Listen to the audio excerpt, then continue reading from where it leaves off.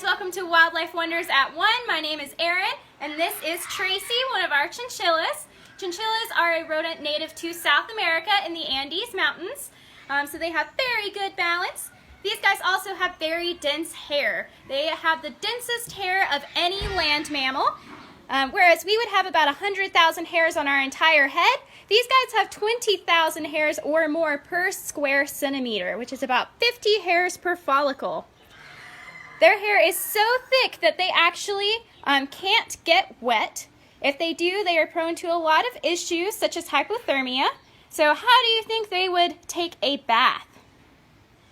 If you guess dust, you would be correct. So they actually use it kind of like a dry shampoo to get into that really dense hair. These guys have so much hair that not only do they have to take dust baths, but they also use it as a defense mechanism. They will release hair into the mouth of predators in order to think that the predator caught a chinchilla, when in reality they just have a very furry mouth.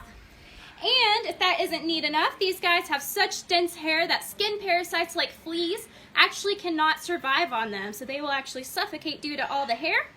So these guys are naturally parasite resistant.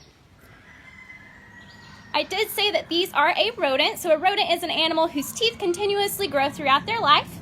And most of them are herbivorous. This little chinchilla would eat mainly vegetation, but also some small insects as well.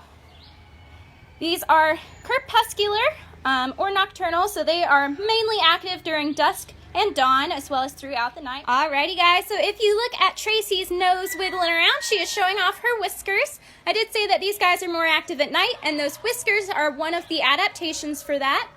Whiskers are very sensitive, and they use those whiskers to kind of poke around in crevices and cracks and see if they can fit in the nighttime. Another nocturnal adaptation is those ears. So she has very large ears in order to hear better, and very dark, large eyes in order to let more light in and be able to see better in those dusky dawn hours. The chinchilla gets its name from the Chincha people, which actually used to use chinchillas to make coats. However, this practice is not acceptable any longer. It does take about 60 to 100 chinchillas to make a coat, and conservation efforts have been put in place as their population became more vulnerable. So one of those things that you can do to help is chinchillas are actually able to be owned as pets.